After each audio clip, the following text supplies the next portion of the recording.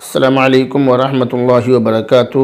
امید ہے کہ آپ تمام ہی حضرات خیریت سے ہوں گے۔ جیسا کہ آپ کو اچھی طرح معلوم ہے کہ سردی کا موسم چل رہا ہے اور نیا سال شروع ہو چکا ہے، 2022 ختم اور 2023 شروع ہو چکا ہے اور 2023 کا پہلا ہفتہ چل رہا ہے۔ تو اس پہلے ہفتے میں کتنی زیادہ سردی ہے، یعنی جنوری کا مہینہ جو ہوتا ہے اس میں کتنی زیادہ سردی ہوتی ہے، اس بات سے آپ حضرات بخوبی واقف ہیں۔ اس لیے بتلانے کا مقصد یہ ہے، عرض کرنے کا مقصد یہ ہے کہ اس سردی کے موسم میں جب کہ لوگ بدحال ہو رہے ہیں، بے حال ہو رہے ہیں، بہت زیادہ پریشان ہو رہے ہیں، بہت زیادہ پریشانی کا شکار ہیں، ایسی حالت میں آپ کی ذمہ داری یہ بنتی ہے کہ اگر آپ کے پڑوس میں، آپ کے قریب میں، آپ کے رشتہ داری میں، آپ کے ملنے جلنے والوں میں، آپ کے دوست و احباب میں کوئی ایسا شخص ہو کہ جو سردی کی وجہ سے پریشان ہو، بدحال ہو، بے حال ہو، پریشان ہو، مجبور ہو، مفلس ہو، کنگال ہو، تو آپ کی ذمہ داری یہ بنتی ہے کہ آپ حسب حیثیت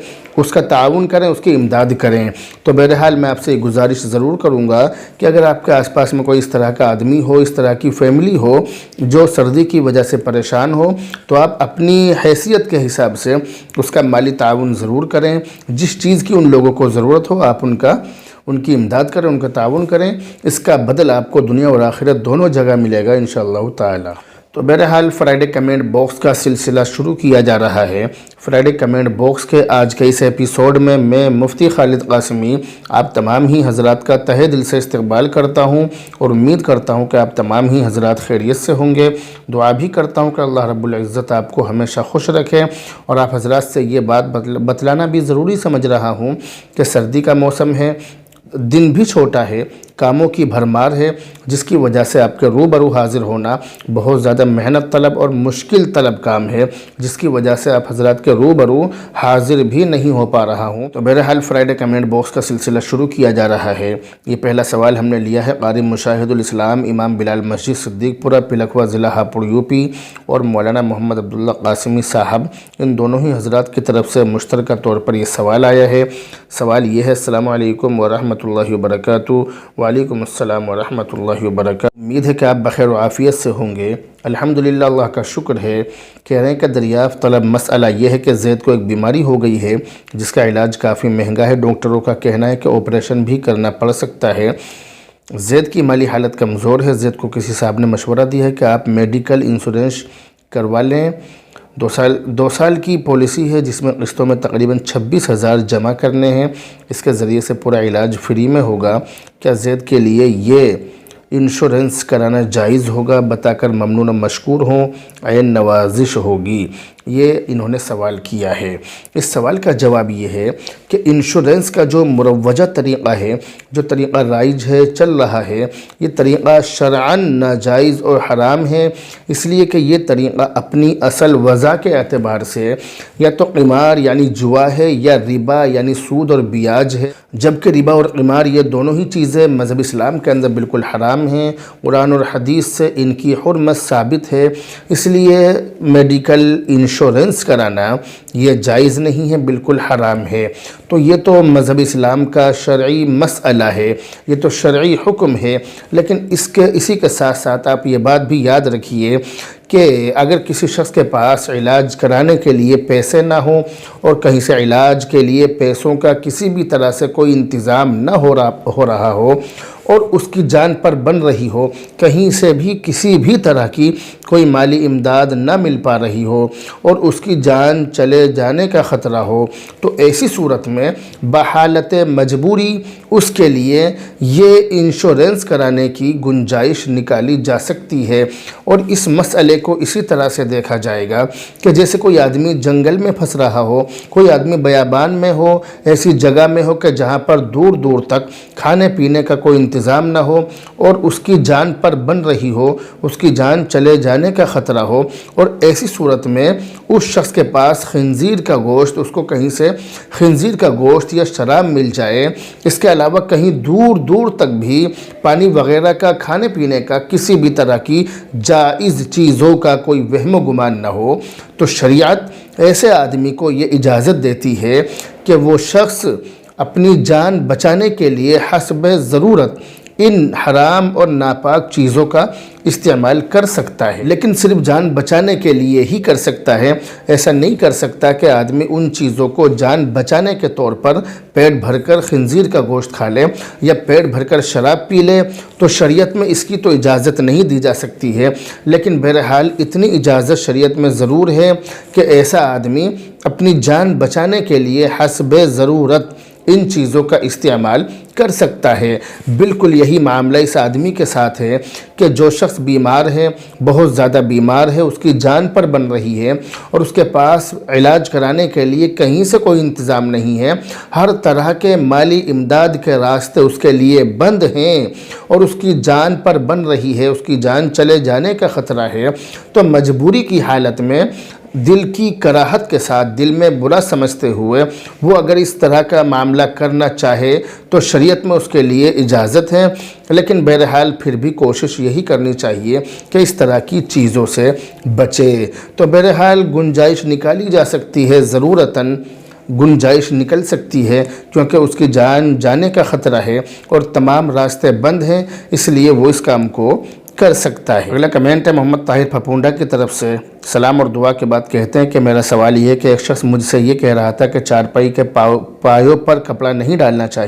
چاہیے بلکہ انہیں کھول کر رکھنا چاہیے، کیونکہ مردے کی چارپائی پر پورا کپڑا بچھایا جاتا ہے۔ تو آپ سے سوال یہ ہے کہ چارپائی پر پورا کپڑا بچھا کر سونا کیسا ہے؟ یہ انہوں نے سوال کیا ہے، سوال بڑا ہی بھونڈا اور بہت زیادہ عجیب و غریب ہے، اور یہ بات بالکل بے اصل ہے، بے بنیاد ہے، شریعت کے بالکل خلاف ہے۔ شریعت میں اس طرح کی کوئی بات نہیں ہے۔ سوال انہوں نے یہ کیا کہ جیسے چارپائی ہوتی ہے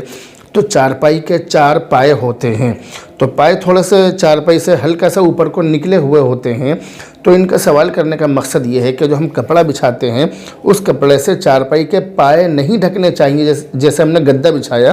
گدا اس طرح سے بچھانا چاہیے کہ چارپائی کے پائے نہ ڈھکیں۔ اس طرح سے ان سے کسی آدمی نے یہ بات کہی، جبکہ یہ بات نہیں ہے۔ آپ چارپائی پر، پوری چارپائی پر اچھی طرح سے کپڑا بچھا لیں، پائے بھی ڈھک لیں، سب کچھ ڈھک لیں، کچھ بھی بات اس میں نہیں ہے، اس طرح کی کوئی بات شریعت میں نہیں ہے۔ یہ بات بالکل غلط ہے، بالکل بے اصل ہے اور بے بنیاد ہے۔ شریعت ان تمام باتوں کو نکارتی ہے، ان تمام باتوں کا انکار کرتی ہے۔ اگلا کمنٹ ہے محمد فیضان صدیقی کی طرف سے، کہہ رہے ہیں مفتی صاحب یہ بتائیے کہ نیا سال آنے پر کون سی دعا پڑھنی چاہیے اور نئے سال کی مبارکباد دینا کیسا ہے؟ انہوں نے یہ سوال کیا ہے۔ اس سوال کا جواب یہ کہ نئے سال آنے کی مبارکباد دینے کو لازم اور ضروری سمجھنا، یہ بات بالکل غلط ہے، ایسا نہیں ہے۔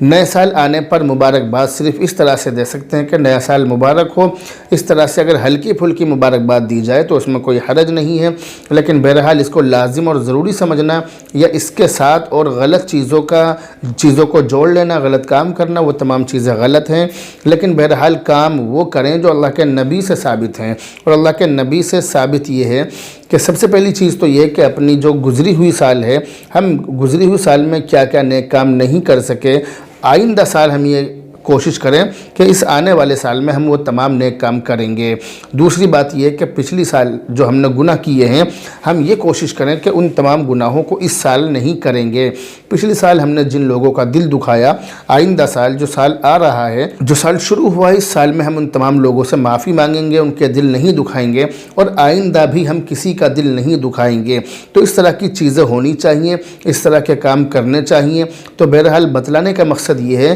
کہ کام وہ کریں جو کرنے کے کام ہیں، اور جو کرنے کے کام نہیں ہیں ان تمام کاموں سے انسان کو بچنا چاہیے۔ تو اللہ کے نبی علیہ الصلوۃ والسلام نئے سال یا نئے مہینے کے داخل ہونے پر یہ دعا پڑھتے تھے۔ حدیثوں کے اندر یہ دعا منقول ہے، آپ بھی اس دعا کو پڑھیں۔ اللہم ادخلہ علینا بالامن والایمان والسلامت والاسلام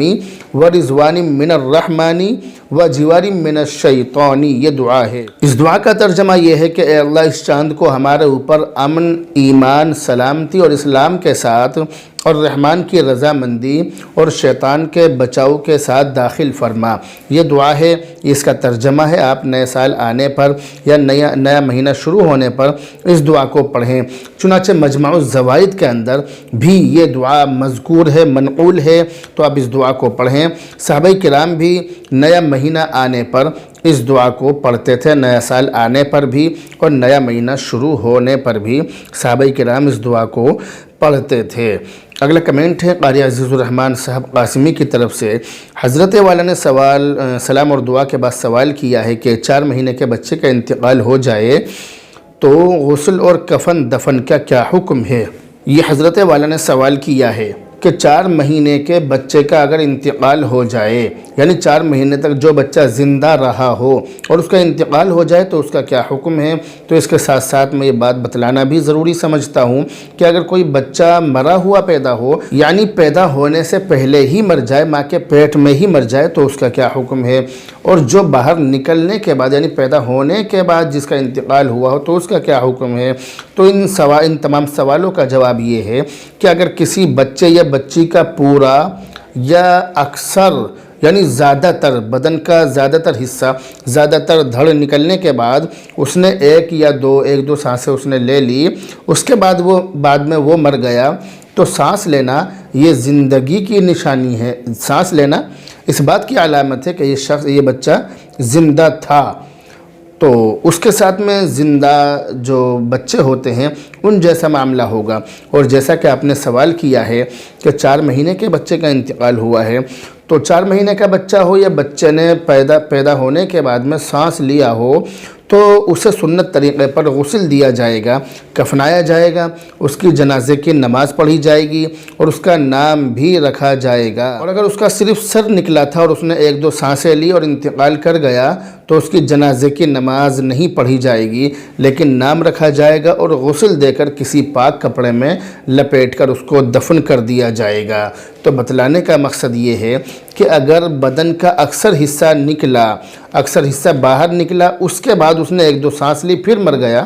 اکثر حصہ باہر نکلنے کے بعد 1-2 سانس لینے کے بعد وہ مر گیا، تو اس کے ساتھ زندوں جیسا سلوک کیا جائے گا۔ جس طرح سے زندہ بچوں کے ساتھ میں کفن، دفن، غسل، نماز جنازہ، نام رکھنا، یہ تمام چیزیں ہوتی ہیں، وہی معاملہ اس کے ساتھ میں کیا جائے گا۔ اور اگر ایسا نہیں ہے تو ایسی صورت میں یعنی اگر اس نے سانس نہیں لیا یا اس نے سانس لیا لیکن اس کا صرف سر باہر نکلا تھا اور اس نے سانس لیا اور پھر اسی وقت وہ مر گیا، صرف سر باہر نکلنے کے بعد میں سانس لے کر وہ مر گیا، تو ایسی صورت میں وہ جو بچہ ہے اس بچے کا نام رکھا جائے گا اور غسل دے کر کسی پاک کپڑے میں لپیٹ کر اس کو دفن کر دیا جائے گا۔ اور پہلی صورت میں اگر بچہ یا بچی کو جنازے کی نماز پڑھے بغیر دفن کر دیا، یعنی بچے کا اکثر یعنی زیادہ تر اس کا دھڑ باہر نکل گیا تھا، جسم کا زیادہ حصہ باہر نکل گیا تھا، اس نے سانس بھی لی تھی، اس کو اسی حالت میں دفن کر دیا، جنازے کی نماز نہیں پڑھی گئی تھی اور اسی حالت میں دفن کر دیا گیا، تو جب تک میت کے نہ پھٹنے کا یقین یا غالب گمان رہے تو قبر پر ہی جنازے کی نماز پڑھ لی جائے گی۔ اور مسئلے سے ناواقفیت کی بنا پر جو کوتاہی ہوئی ہے اس پر توبہ اور استغفار کیا جائے گا۔ تو بہرحال بتلانے کا مقصد یہ ہے، عرض کرنے کا مقصد یہ ہے کہ جس بچے نے باہر نکل کر سانس نہیں لیا اس کا صرف نام رکھا جائے گا اور اس کو دھو کر غسل دے کر کسی پاک کپڑے میں لپیٹ کر دفن کر دیا جائے گا، اس کی جنازے کی نماز نہیں پڑھی جائے گی۔ لیکن جس بچے نے باہر نکل کر سانس لیا ہو تو اس بچے کی جنازے کی نماز بھی پڑھی جائے گی، نام بھی رکھا جائے گا، غسل بھی ہوگا، کفن بھی ہوگا، دفن بھی ہوگا، تمام چیزیں اس کی ہوں گی۔ تو اس میں صرف فرق یہ ہے کہ سانس لینے والے بچے کی جنازے کی نماز ہوگی اور سانس نہ لینے والے بچے کی جنازے کی نماز نہیں ہوگی، صرف اتنا سا فرق آپ سمجھ لیجئے۔ اگلا کمنٹ ہے ابو بکر ہاشمی الہ آباد کی طرف سے۔ سلام اور دعا کے بعد کہتے ہیں کہ مفتی صاحب میرے پاس ایک کتا ہے، جب میں اس کو کھانا دینے جاتا ہوں تو اس کی باڈی میرے کپڑوں سے لگتی ہے، کیا اس سے میرے کپڑے ناپاک ہو جائیں گے؟ یہ آپ نے سوال کیا ہے۔ اس سوال کا جواب یہ ہے کہ خشک کتا، سوکھا ہوا کتا جسم یا کپڑے سے لگ جائے تو اس کی وجہ سے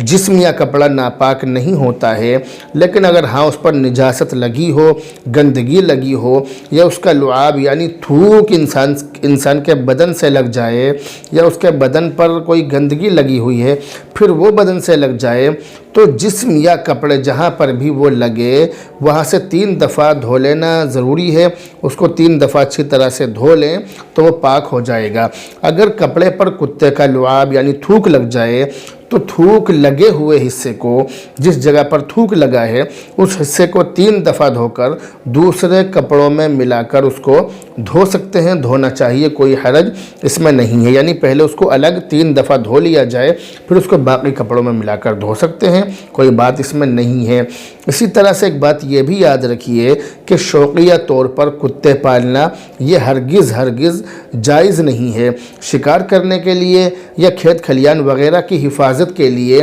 یا اپنی حفاظت کے لیے کتے پالنے کی اجازت ہے، کتے پال سکتے ہیں، لیکن شوقیہ طور پر نہیں پال سکتے، اس سے اجتناب کرنا چاہیے، اس سے بچنا چاہیے۔ کمنٹ محمد الطاف کی طرف سے سلام اور دعا کے بعد کہتے ہیں کہ مفتی صاحب نجار کے کیا معنی ہے؟ نجار کے معنی ہے لکڑی کا کام کرنے والا، نجار کے معنی ہے بڑھئی۔ اگلا کمنٹ ہے سائرہ خاتون کی طرف سے، یہ کہہ رہی ہیں کہ کسی نے ہماری بیٹی کو شوہر کی محبت کے لیے عصر کی نماز کے بعد ایک مرتبہ یا ودودو پڑھ کر چینی پر دم کر کے وہ چینی شوہر کو چائے یا دودھ وغیرہ میں پلانے کے لیے کہا ہے، تو مفتی صاحب کیا یہ پڑھنا صحیح ہے؟ اس کا جواب یہ ہے کہ شوہر کی محبت کے لیے یہ چیز پڑھنا صحیح ہے، پڑھ سکتے ہیں، یا ودود و محبت کے لیے پڑھتے ہیں۔ عصر کی نماز کے بعد آپ 1000 مرتبہ پڑھ کر اپنے شوہر کو یا اپنی بیوی کو جو بھی پریشان کر رہا ہو یا جس کے اندر بھی محبت نہ ہو اس کے لیے آپ اس کام کو اگر کرنا چاہیں تو کر لیں، کوئی حرج اس میں نہیں ہے۔ اگلا کمنٹ ہے سرتاج انصاری بہار کی طرف سے، کہہ رہے ہیں السلام علیکم حضرت مفتی صاحب۔ وعلیکم السلام، میرے لیے دعا کرنا، حضرت میں حیدرآباد میں کام کرنے آیا ہوں مگر کام ملا نہیں ہے، آپ ضرور دعا کریں۔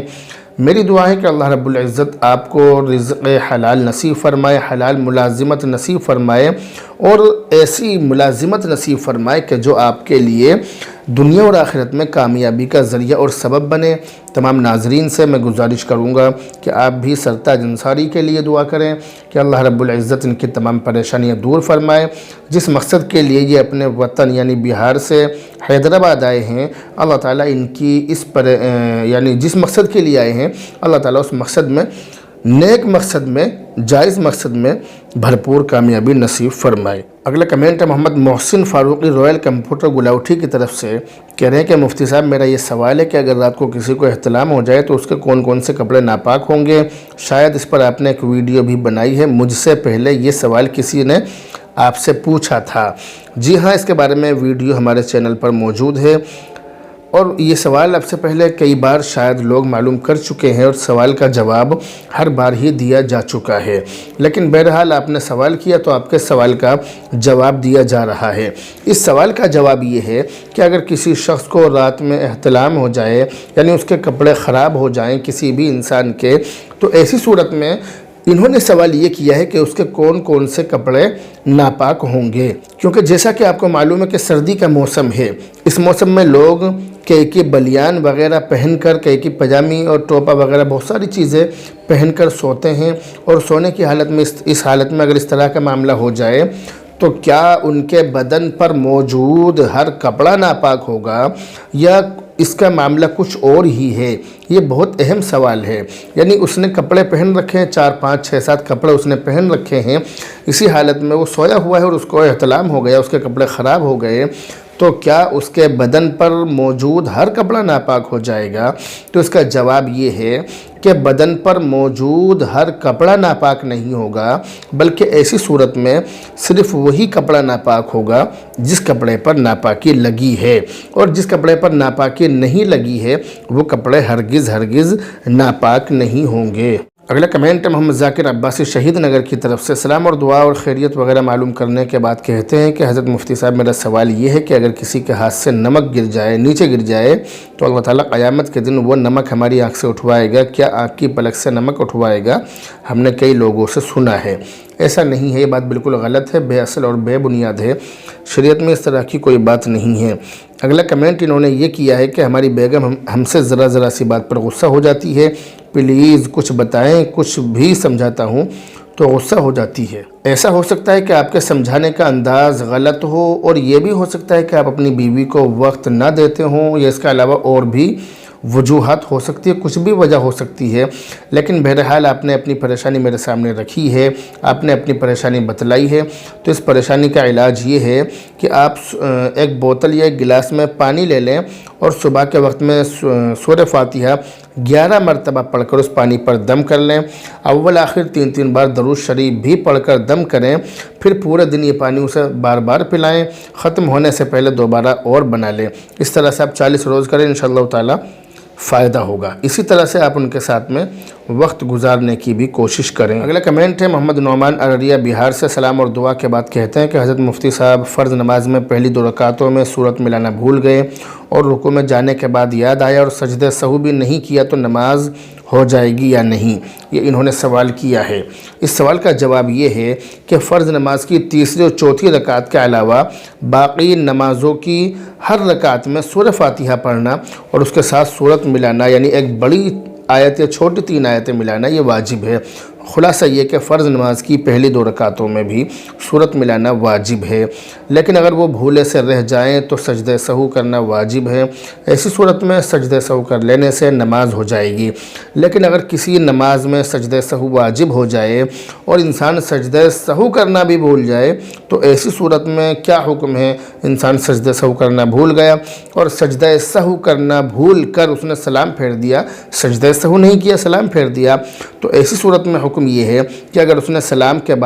پھیرنے کے بعد کسی سے بات نہیں کی ہے اور سینہ اس نے اپنا قبلے سے نہیں پھیرا ہے تو یاد آتے ہی 2 سجدے کر لے، پھر بیٹھ کر التحیات، درود شریف، دعائے مسنون وغیرہ پڑھ کر سلام پھیر دے، اس کی نماز ایسی حالت میں ہو جائے گی۔ اور اگر اس نے کسی سے بات کر لی ہے یا قبلے سے سینہ پھیر دیا ہے تو اب اس کی یہ نماز نقصان کے ساتھ ادا ہوئی ہے۔ ایسی صورت میں اس کے لیے حکم یہ ہے کہ وہ وقت کے اندر اپنی اس نماز کا اعادہ کر لے۔ اس نماز کا اعادہ کرنا اس کے لیے واجب ہے، اور وقت کے بعد اعادہ کرنے کی تاکید کم ہے، یعنی وقت نکل گیا، اس نماز کا وقت ختم ہو گیا، تو ایسی صورت میں اس نماز کا اعادہ کرنے کی تاکید شریعت میں کم ہے، لیکن اعادہ کر لینا یعنی نماز کو لوٹا لینا پھر بھی بہتر ہے۔ اگلا کمنٹ ہے نصر الدین گاؤں کستلا قاسم آباد ضلع ہاپوڑ یوپی کی طرف سے، کہہ رہے ہیں محترم جناب مفتی صاحب السلام علیکم ورحمۃ اللہ وبرکاتہ۔ وعلیکم السلام ورحمۃ اللہ وبرکاتہ۔ مفتی صاحب معلوم یہ کرنا ہے کہ اگر نماز میں صرف 2 ہی آدمی ہوں، امام اور ایک مقتدی، اور پہلی ہی جماعت ہو تو کس طرح کھڑا ہونا چاہیے؟ کہ امام مصلی پر کھڑا ہوگا اور مقتدی اکیلا پچھلی صف میں کھڑا ہوگا، یا پھر کیا ترتیب ہوگی؟ حوالے کے ساتھ بتا دیں تو زیادہ بہتر ہوگا۔ یہ انہوں نے سوال کیا ہے۔ اس سوال کا جواب یہ ہے کہ اس کا صحیح طریقہ یہ ہے کہ پہلی صف میں امام صاحب کھڑے ہوں گے اور ان کے دائیں طرف سیدھی طرف 4 انگل پیچھے جو مقتدی ہے، جو ایک مقتدی ہے، وہ کھڑا ہوگا۔ یہ کھڑا ہونے کا طریقہ ہے۔ پھر اگر کوئی اور نیا مقتدی آ جائے، یعنی امام صاحب اور اس ایک مقتدی کے علاوہ ایک مقتدی اور آ جائے، تو وہ آنے والا مقتدی امام صاحب کے بائیں جانب یعنی الٹی طرف کھڑا ہوگا، اور ایسی صورت میں امام صاحب آگے بڑھ جائیں گے، اپنے مصلی پر پہنچ جائیں گے۔ تو خلاصہ یہ نکلا کہ اگر 2 مرد یعنی ایک امام اور ایک مقتدی جماعت سے نماز پڑھ رہے ہوں، پھر ایک تیسرا شخص آ جائے، تو اگر جگہ میں وسعت ہو، گنجائش ہو، تو امام کو چاہیے کہ وہ آگے بڑھ جائے اور دونوں مقتدی پیچھے کھڑے ہو جائیں۔ اگر امام کے آگے بڑھنے کی جگہ نہ ہو یا امام کو اس نئے آنے والے مقتدی کا پتہ نہ چلے اور وہ آگے نہ بڑھے، تو پہلا جو مقتدی جو پہلے سے نماز پڑھ رہا ہے اس کو چاہیے کہ وہ خود پیچھے ہو جائے، تاکہ دونوں مل کر امام کے پیچھے صف بنا لیں۔ اگر مقتدی بھی پیچھے نہ ہٹے تو وہ تیسرا آدمی اس کو پیچھے کھینچ لے، چاہے تکبیر تحریمہ باندھ کر یا اس سے پہلے کھینچے، لیکن اس کو بہرحال پیچھے کھینچ لے۔ آج کل لوگ ان تمام مسائل سے واقف نہیں ہیں، اس لیے اگر گنجائش اور امام کو اندازہ ہو جائے کہ ایک اور مقتدی آیا ہے تو امام ہی آگے بڑھ جائے۔ تو بہرحال اگر صرف ایک امام اور ایک مقتدی ہو تو اس کو اس طرح سے کھڑا ہونا چاہیے۔ اگلا کمنٹ رقیہ خان کی طرف سے، کہہ رہی ہیں دیوبندی لڑکی کا نکاح سنی لڑکے سے ہو سکتا ہے یا نہیں؟ تو اس کا جواب یہ ہے کہ دیوبندی لڑکی کا نکاح بریلوی یا جماعت اسلامی یا سنی مسلک سے تعلق رکھنے والے لڑکے کے ساتھ ہو سکتا ہے، لیکن ہاں یہ بات دھیان رکھیں کہ نکاح کے رشتے کو دائمی طور پر خوشگوار بنانے کے لیے میاں بیوی کے درمیان مذہبی اور ذہنی ہم آہنگی بھی ضروری ہے، یعنی مذہبی اعتبار سے بھی دونوں ایک ہوں، ذہنی اعتبار سے بھی دونوں ایک ہوں، یہ ضروری ہے۔ اور مسلک میں اختلاف ہونے کی صورت میں نکاح کے رشتے میں دوام بہت زیادہ مشکل ہوتا ہے، نکاح کا رشتہ لمبے عرصے تک بہت زیادہ مشکل چل پاتا ہے۔ یہ چیزیں ہم نے خود اپنی آنکھوں سے دیکھی ہیں، اس لیے اگر ہم مسلک لڑکا مل جائے تو اس کو ترجیح دینا چاہیے، زیادہ بہتر ہے، تاکہ جو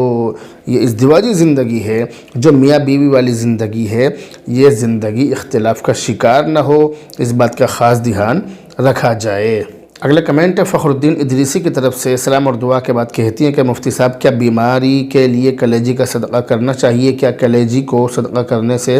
بیمار کو شفا ملتی ہے؟ اور کیا کلیجی کو چھت پر صدقے کے ارادے سے ڈالنا کہ اسے چیل یا کسی پرندے کے کھانے سے مریض کو شفا ملے گی، یا کسی مدرسے میں صدقے کی کلیجی دینا کیا یہ جائز ہے؟ یہ جو آپ نے سوال کیا اس کا جواب یہ ہے کہ کلیجی دینا، صدقے کی کلیجی دینا فی نفس ہی جائز ہے، لیکن یہ ضروری نہ سمجھا جائے کہ صدقہ کلیجی کا ہی دیا جائے، یہ ضروری نہ سمجھا جائے، بلکہ یہ ضروری سمجھا جائے،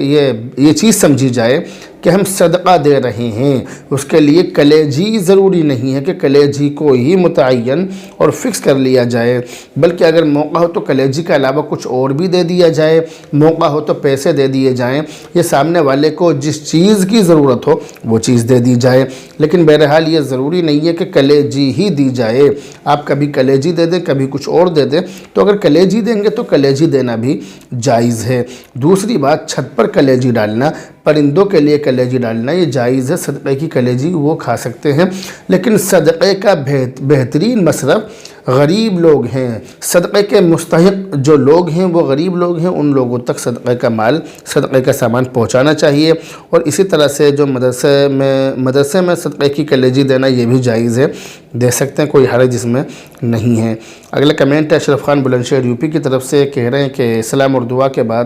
اور خیریت وغیرہ معلوم کرنے کے بعد کہتے ہیں کہ حضرت مفتی صاحب سردی میں جب ہم پیشاب کرتے ہیں تو پیشاب کے ساتھ بھاپ بھی نکلتی ہے اور وہ بھاپ اڑ کر کپڑوں پر لگتی ہے، تو کیا بھاپ سے کپڑے ناپاک ہو جائیں گے؟ اس سوال کا جواب یہ کہ ناپاکی سے اڑنے والی بھاپ کو ضرورتاً اور استحساناً پاک قرار دیا گیا ہے، اس لیے وہ پاک ہے، اس کے بدن پر لگنے سے کپڑے ناپاک نہیں ہوں گے۔ اگلا کمنٹ ہے یہ بھی انہی کی طرف سے ہے، کہہ رہے ہیں کہ اگر رات کو احتلام ہو جائے اور ناپاکی نکلے تو شرمگاہ کو صابن سے دھونا ضروری ہے، یا بس پانی بہانے سے شرمگاہ سے وہ ناپاکی صاف ہو جائے گی اور پاک ہو جائے گی؟ یہ انہوں نے سوال کیا ہے، تو اس سوال کا جواب یہ ہے کہ یہ جو ناپاکی بدن پر لگی ہے، جو انسان کے بدن سے جو پیشاب کی جگہ سے اس کی ناپاکی نکلی ہے، جو اس کو احتلام ہوا ہے، اس کے لیے ضروری ہے کہ صابن لگا کر اچھی طرح سے رگڑ کر دھویا جائے، کیونکہ وہ چیز بہت زیادہ چپکنے والی ہے، صرف پانی بہانے سے وہ چیز صاف نہیں ہوگی، آپ کی ذمہ داری ہے کہ صابن وغیرہ لگا کر اچھی طرح سے اس کو دھو لیا جائے۔ اگلا کمنٹ ہے جمیل احمد کی طرف سے، کہہ رہے ہیں السلام علیکم مفتی صاحب، اللہ آپ کو دنیا اور آخرت میں عافیت عطا فرمائے اور اللہ آپ کو ہمیشہ خوش رکھے،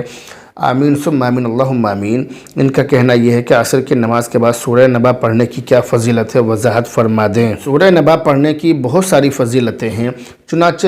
مذکور ہے کہ جو شخص سورہ عما یتساءلون پڑھے تو اللہ تعالیٰ قیامت کے دن جنت کے ٹھنڈے اور میٹھے پانی سے اسے سیراب کرے گا۔ اسی طرح جو شخص روزانہ سورہ عما یتساءلون کی تلاوت کرے تو سال ختم ہونے سے پہلے اسے خانہ کعبے کی زیارت نصیب ہوگی۔ اسی طرح اللہ کے نبی علیہ الصلوۃ والسلام سے ایک حدیث میں یہ بھی منقول ہے کہ جو شخص اس سورت کو پڑھے اور اسے زبانی یاد کرے تو قیامت کے دن اس کا حساب کتاب ایک نماز پڑھنے کی طرح آسان ہو جائے گا۔ دوسرا سوال انہوں نے یہ کیا ہے کہ جمعہ کی رات میں سورہ دخان پڑھنے کی کیا فضیلت ہے؟ اس کا جواب یہ کہ جمعہ کی رات میں سورہ دخان پڑھنے کی فضیلت حدیث میں وارد ہوئی ہے، اور یہ حدیث امام ترمذی نے حضرت ابو ہریرہ رضی اللہ تعالی عنہ سے نقل کی ہے۔ وہ فرماتے ہیں کہ اللہ کے نبی علیہ الصلوۃ والسلام نے ارشاد فرمایا کہ جو شخص جمعہ کی رات میں سورہ دخان پڑھے گا تو اس کی مغفرت کی جائے گی۔ تیسرا سوال انہوں نے یہ کیا ہے کہ فجر کی نماز کے بعد سورہ یاسین پڑھنا سنت ہے، کیا یہ حدیث سے ثابت ہے؟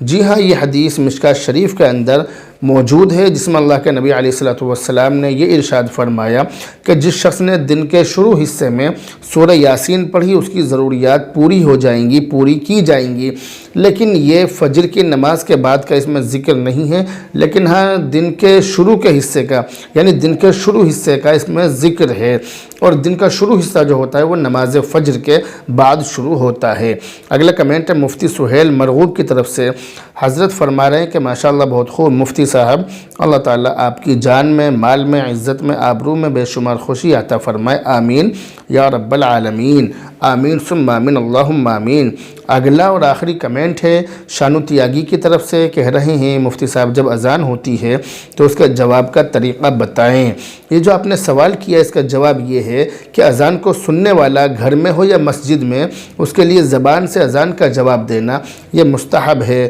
اس کا طریقہ یہ ہے کہ جو الفاظ مؤذن ادا کرے وہی سننے والا بھی دہرائے، لیکن ہاں حی علی الصلاۃ اور حی علی الفلاح کے جواب میں لا حول ولا قوت الا باللہ کہے، جبکہ بعض فقہا فرماتے ہیں کہ حی علی الصلاۃ اور حی علی الفلاح کے جواب میں ان الفاظ کو بھی دہرائے اور لا حول ولا قوت الا باللہ بھی کہے، یہ زیادہ بہتر ہے۔ اور فجر کی اذان میں الصلاۃ خیر من النوم کے جواب میں صدقت و بررت کہنا چاہیے۔ یہ اذان دینے کا صحیح اور سنت طریقہ ہے۔ امید ہے کہ آپ کے اس تمام ہی سوالوں کے جواب اچھی طرح سے آپ کی سمجھ میں آ گئے ہوں گے، اور مجھے یہ بھی امید ہے کہ آپ نے جو سوال کیے ہیں وہ سوال اس میں ذکر بھی ہو گئے ہوں گے، مجھے ان باتوں کی پوری امید ہے۔ تو بہرحال فرائیڈے کمنٹ باکس کا جو یہ سلسلہ ہم نے شروع کیا تھا، جو سوالوں کا سلسلہ شروع کیا تھا، اس ہفتے کے سوالوں کے جواب ہم نے آپ کی خدمت میں پیش کر دیے ہیں۔ امید ہے کہ یہ ویڈیو آپ کو اچھی لگی ہوگی، آپ کو پسند آئی ہوگی۔ اس بارے میں آپ کی کیا رائے ہے؟ آپ کے سوالوں کے جواب اس میں آ گئے ہیں یا نہیں، اور آپ کو ان جواب سے تسلی ہوئی ہے یا نہیں، اور آپ کو فائدہ ہوا ہے یا نہیں؟ ان تمام باتوں کو کمنٹ کر کے ہمیں ضرور بتائیں۔ بہرحال اب آپ سے رخصت ہوتے ہیں، دعاؤں میں یاد رکھیں۔ السلام علیکم ورحمۃ اللہ وبرکاتہ۔